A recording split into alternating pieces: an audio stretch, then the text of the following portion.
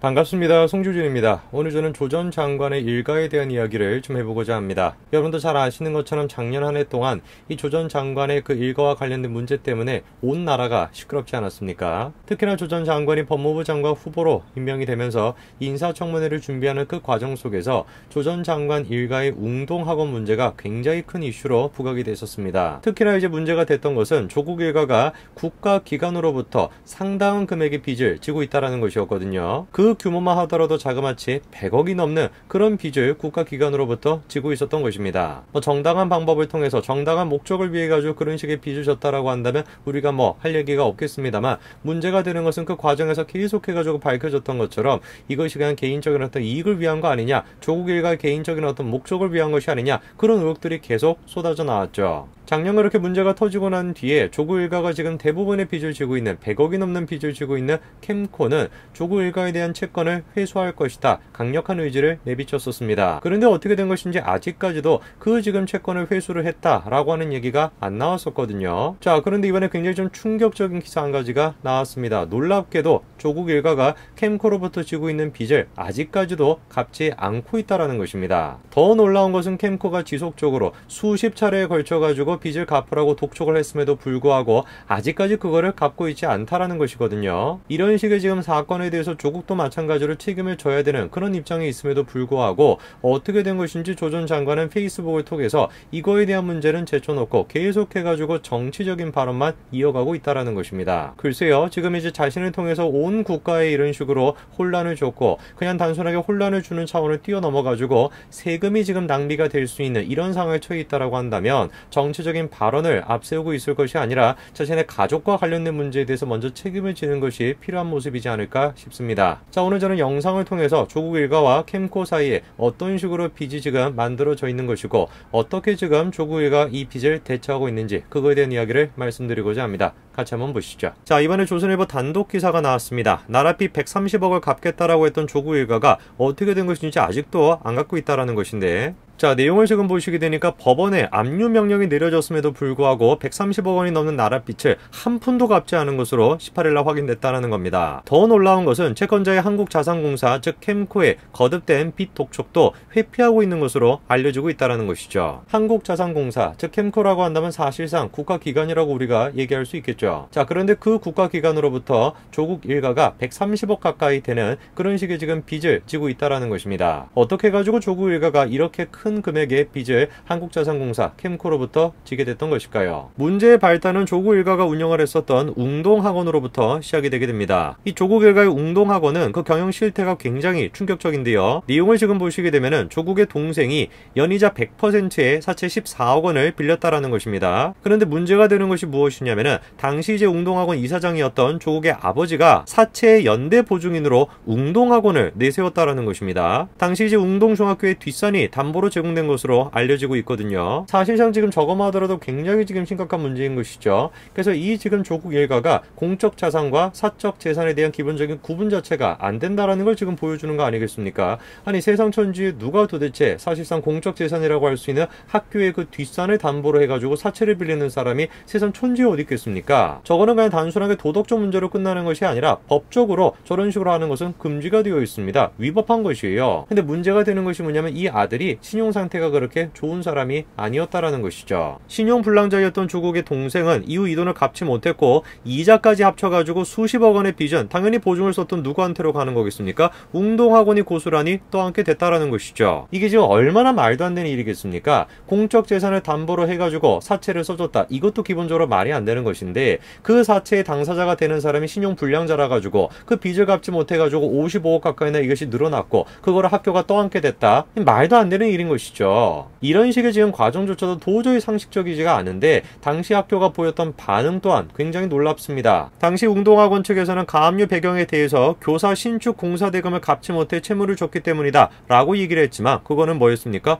허위 보고였죠. 공적 재산을 자신의 이익을 위해서 마음대로 써도 된다, 이런 식의 인식 구조 자체가 저 일가에 다 퍼져 있다라는 거, 그거를 지금 그대로 보여주는 거 아니겠습니까? 이런 식의 배경을 생각을 해보면은 현재 조국이 도무지 이해할 수가 없는 말들을 내뱉는 것도 그렇게 놀랍지는 않은 일일 것 같습니다. 자, 구체적으로 이제 조국 일가가 캠코에 지금 지고 있는 빚을 우리가 좀 살펴봐야 되는데요. 그거는 웅동학원 공사 대금과 관련이 되어 있습니다. 당시 이제 웅동학원은 공사대금을 목적으로 해서 동남은행에 30억 원 그리고 5억 원을 대출을 받았거든요. 근데 이상한 것이 저런 식으로 대출을 받고 막상 그거를 공사대금으로 쓰지는 또 않았습니다. 2001년도에 운동중학교 대지를 팔아서 35억 가운데 20억은 갚았지만 15억은 채무로 남아있던 상태였습니다. 그리고 그런 식으로 남아있던 동남은행의 채권을 양도받은 사람이 바로 누구냐? 한국자산관리공단, 즉 캠코입니다. 근데 당시에 이제 그 빚을 갚지를 않아가지고 지연이자가 계속해가지고 붙어가지고 얼마까지로 불어났다라는 겁니까? 80억 가까이로 불어났다라는 것이죠. 공사대금을 위해서 동남은행으로부터 35억을 빌렸고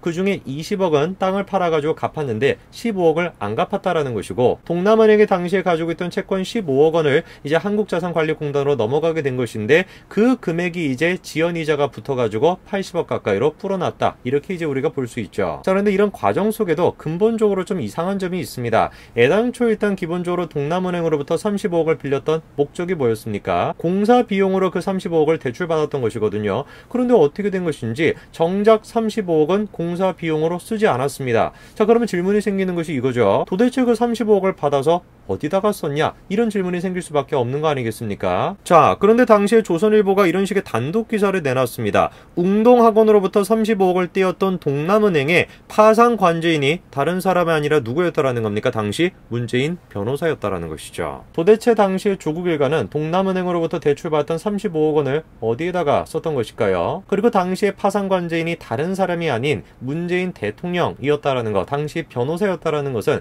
글쎄요, 우리가 어떻게 생각을 해야 될까요? 상식적으로 우리가 생각을 해본다면 문재인 대통령은 당연히 조국 일가가 동남은행으로부터 35억 원 가까이 되는 그런 식의 빚을 지고 있다라는 거, 그리고 또 나아가서 캠코로부터도 그런 식으로 빚을 지고 있다라는 걸 알고 있었을 것인데, 그럼에도 불구하고 문재인은 대통령이 됐었을 때 조국을 법무부 장관 후보로 앉혔다. 이것만 생각해 보더라도 굉장히 지금 이 정권이 비상식적인 정권이라는 것을 확인할 수 있는 부분이겠죠. 자, 나머지 빚 같은 경우는 이렇게 만들어진 겁니다. 조 후보자 가족이 사업체를 운영하면서 기술보증기금의 진 빚이 바로 42억 원 가까이 됐거든요. 기술보증기금이 갖고 있던 42억 원 가까이 되는 채권, 저것도 마찬가지로 한국자산관리공단 캠코로 넘어가게 된 것이거든요. 그렇게 해가지고 조국 일가가 총 지금 캠코에 지고 있는 빚이 얼마가 만들어졌다라는 겁니까? 130억 원 가까이가 됐다라는 것이죠. 현재 그래서 조국 일가는 국가에게 130억 가까이 되는 세금을 지금 축내고 있는 중이다. 이렇게 우리가 해석할 수도 있는 부분인 것이죠. 자, 그런 비판에 대해서 당시 한국자산공사 사장이었던 문창룡도 마찬가지로 입장을 밝혔었습니다. 웅동학원의 채권 128억 원을 회수할 것이다 라고 밝힌 것이죠. 채무조정 안내를 실패, 거주지 확인을 삼회하는 등 지속적으로 변제를 독촉 중이다 라고 얘기했죠. 자, 그런데 일단 저게 기본적으로 언제 있었던 일입니까? 작년에 있었던 일이에요. 그리고 현재가 언제입니까? 2020년도 8월입니다. 저 그렇다라고 생각해보면 거의 1년 가까이 시간이 지났는데 어떻게 된 것인지 조국 일가가 저런 식으로 캠코에게 지고 있는 빚의 일부분을 갚았다라고 하는 소식이 전혀 들리지 않았던 것이죠. 그런데 이번에 조선일보의 단독 기사를 통해서 어떤 기사가 나왔던 겁니까? 그 130억에 대해 가지고 조국 일가가 아직까지도 갚고 있지 않다라는 겁니다. 법원은 그런 식의 채무에 대해서 강력한 지금 입장을 보이고 있습니다. 실례로 압류 추심 명령까지도 내렸고요. 그리고 재산 명시 명령까지도 내렸습니다. 법원이 지금 조국 일가에 대해서 내린 이런 식의 명령들 같은 경우는 악성 채무자들에게 내리는 그런 식의 이제 명령들인데, 악성 채무자들이 일반적으로 하는 변명들이 있지 않습니까? 제가 이제 변명이라는 표현을 쓰고 있는데 어떤 변명을 제일 많이 합니까?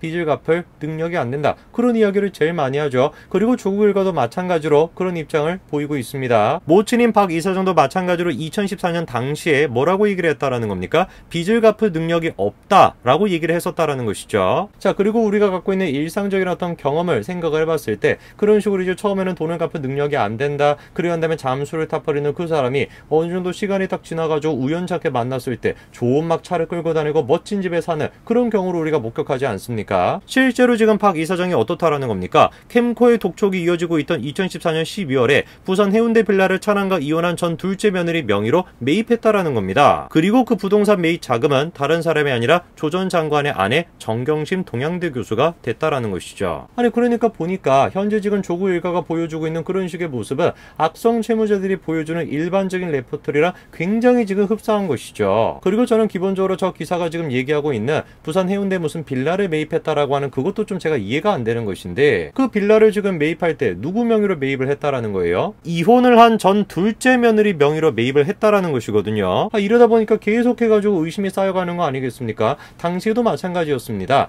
이혼을 했던 것이 정말로 이혼을 위해 가지고 이혼을 한 게 아니라 다른 목적을 위한 위장 위호를 한 거 아니냐, 그런 의혹들이 쏟아져 나왔었죠. 도덕이라는 것이 무엇인지, 법치라고 하는 것이 무엇인지, 공적인 것이 무엇인지, 그거에 대한 기본적인 이해가 없다, 그렇게밖에 우리가 생각할 수 없는 행동들 아니겠습니까? 조국이 지금 페이스북을 통해서 보여주고 있는 모습을 보면은 다시 또 정치를 하려고 시도하는 듯한 그런 모습이 보이는데, 정말 우리 국민들이 이 사실에 대해서 철저하게 인식을 하고 다시는 조국 같은 사람이 정치인이 되지 않도록 우리가 막아야 될 것입니다. 오늘까지 말씀드리겠습니다. 감사합니다.